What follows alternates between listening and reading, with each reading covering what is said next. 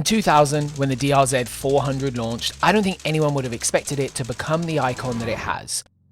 I doubt anyone had expected it to last 25 years as the same model, to still be selling at all, or to have become a cult icon. But that tends to happen when you make something really good and you're really the only one making that thing. In the UK, that cult status is surprisingly deep. Suzuki stopped selling the DRZ in 2008, and with it signaled the end of the trail bike market, and yet the second-hand market for them is still strong. Trail bikes were pretty much dead, and in Europe the whole segment has been propped up by the CRF L series. We don't have the WR250R or the KLX 300, we just don't really have trail bikes. Into its place waltzed KTM. Orange, modern, and supremely off-road capable. The improvement in off-road performance led a lot of people to buy Upward, and if you go trail riding in Europe, you will see a swathe of enduro bikes instead. KTM 350s, 500s, 300 two-strokes. But here's the thing, I don't think that's always a good thing. Enduro bikes are a pretty tough entry point to off-road riding. They're race bikes with indicators and come with the trappings of a race bike. Put a beginner on a KTM 350 and you'll quickly find out what I mean. It's going to eat them alive and spit them back out.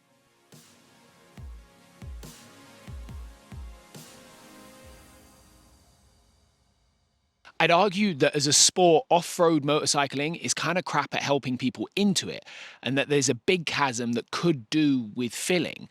The gap between an adventure bike and the dirt bike market exists, but the options are limited and exclusively dominated by 250 and 300cc four-strokes. Full-blown dirt bikes are a collection of things. Fast as hell, tall, twitchy, uncomfortable, and designed to go as fast as possible. And you can pretend you're David Knight or Dougie Lampkin. To me, those are traits that don't encourage people to have a go. Pop a newbie on a bike with 50 horsepower, 106 kilo weight, and a monster seat height, and it's going to be a tough ask. Likewise, I'm clearly an adventure bike fan, but we can all agree that there is a time and a place for those bikes. In the middle, well, that's where I think the DR belongs. It should be a reliable, affordable, usable, capable, low-maintenance bike. The kind of bike that can go in the shed and be pulled out and ridden without having to worry that you haven't changed the oil in the last 12 hours or the air filter is a bit dusty. It should run on cheap pump fuel, have a soft, comfy seat and suspension that does the job but doesn't beat you up. It should have just enough aids to make it comforting to ride and still be easy to work on.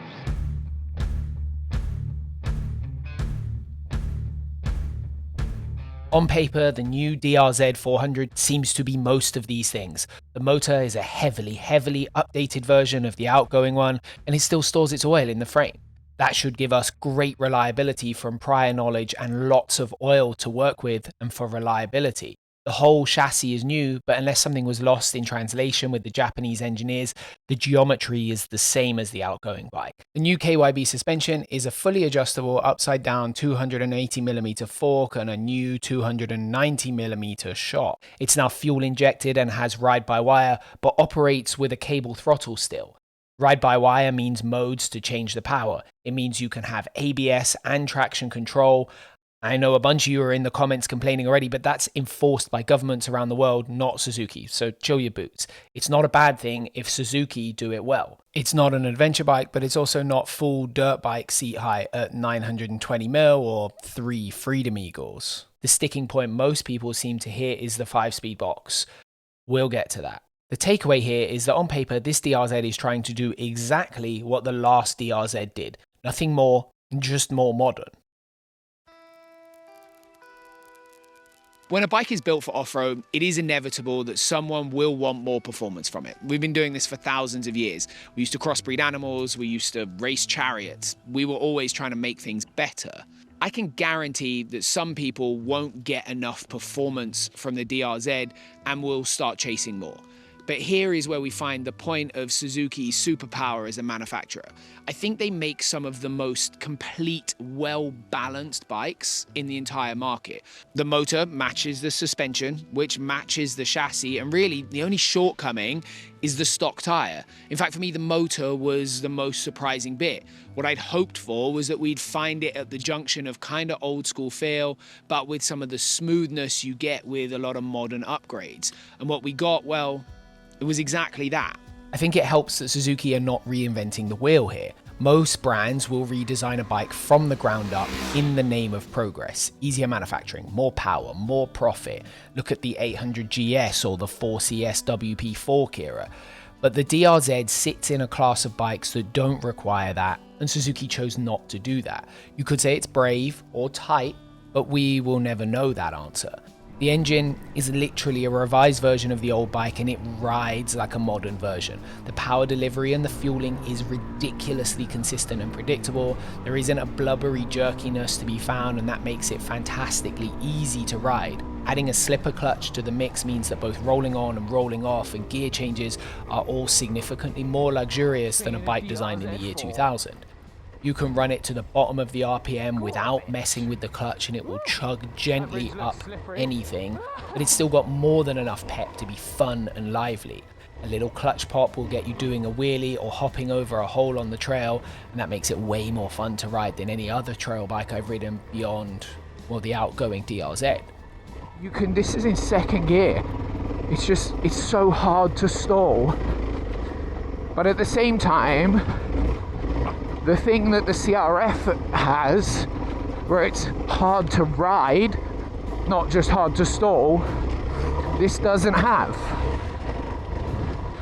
It's a little bit bouncy and deflecty for someone of my weight in these rocks, but it gets through really well, and the power is wonderful.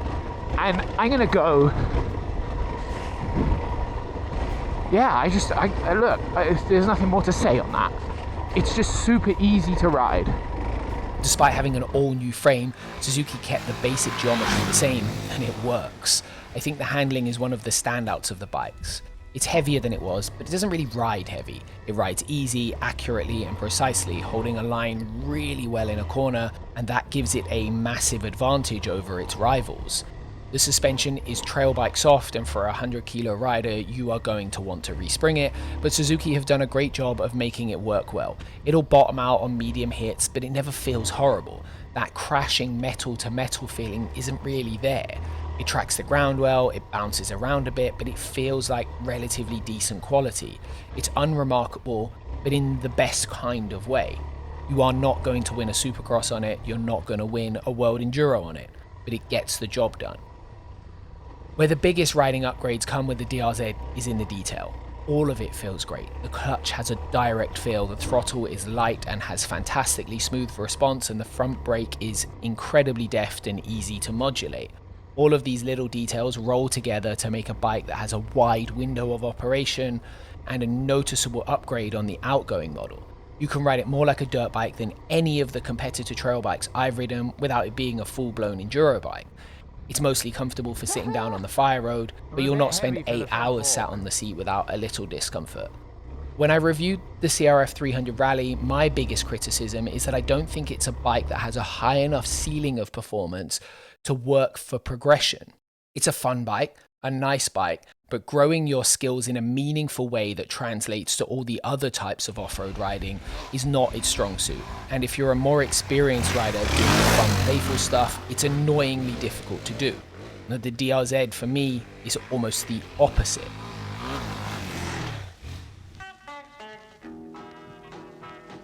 The clamour for the 5-speed box to be a 6-speed box seems to be rooted in the DR having better adventure credentials. Some of the original 400's success can be attributed to the shoehorning of it into an adventure bike.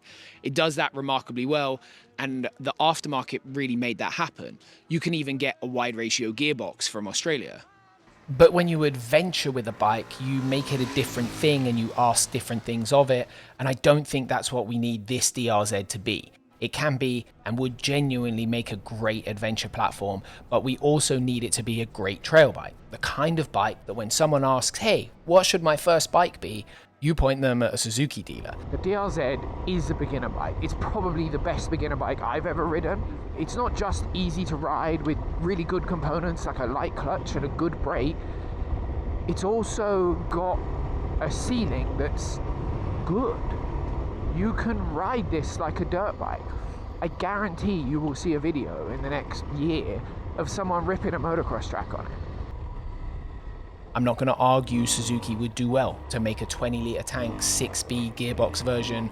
It seems like it really wouldn't be that hard for them, and they'd almost certainly sell one to everyone on advrider.com, but this doesn't need to be that. With that mindset, I came into this test not really caring about the 5-speed thing. For trail riding, it's not a problem. The gears are well spaced on the trail and you don't need to be changing all the time. What a beautiful place. But as soon as we hit a public road, I found myself reaching for another gear. 5th is just a touch short for that. It'll easily run up to a decent 85 miles an hour on the tarmac, and it sits at 55 without a question. At 60, some vibes creep in, and at 70, it just feels a bit much. You can do it, but it wouldn't be fun. Now, if you're that way inclined, you're thinking to make the DR into an adventure bike, I'd guess that bumping the gearing up isn't going to negatively affect the bike. First is short enough that you could go one tooth more on the front and solve the problem. I asked fellow YouTuber and super keen DR enthusiast Josh JB, and that was his conclusion.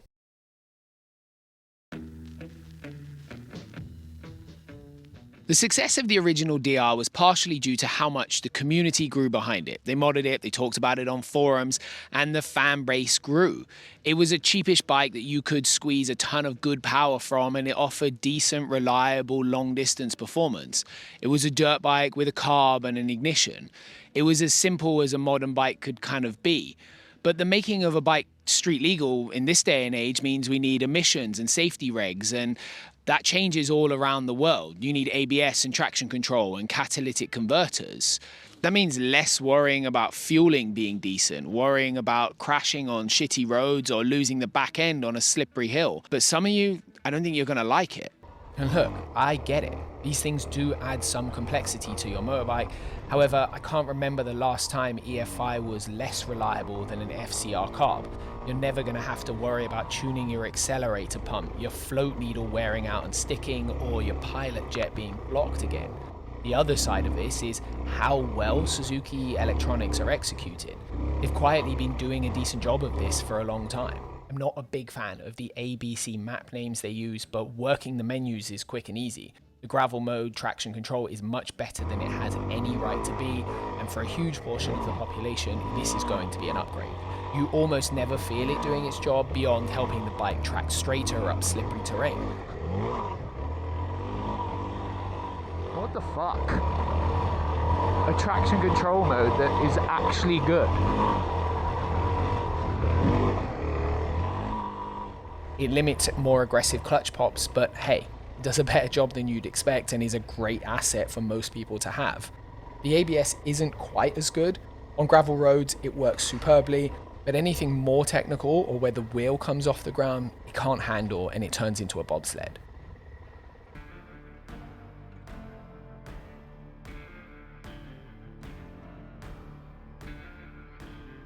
It's inevitable that the DRZ is going to be compared to the CRF 300L, 300 Rally, WR250F and the Cowie. I can't speak for all of them, but comparing the DR to the CRF, it just isn't a comparison. It's £6,000, the CRF is just fine. It needs a ton of money to reach a point where it's not as good as the DRZ is stock. It's that simple. The DR is exactly what a trail bike should be. At some point, we've all sat there with our mates and said something like, I wish they'd update this bike and just make it a little better with a few tweaks. What we often get is a whole new bike, a new engine platform, and a bike gets resigned to history. Except that's not what Suzuki have done. They took a platform that wasn't really broken and brought it up to date. It's smoother, it's a little more modern, and the slipper clutch and fueling make it buttery smooth compared to the old model. It's a great bike that makes strides where it needs to be made. That comes at a cost that some people won't be willing to pay, but it is objectively an easy bike to ride and easier than the old one, and for me, it is far more fun as a result. Oh, and it's phenomenal at wheelies.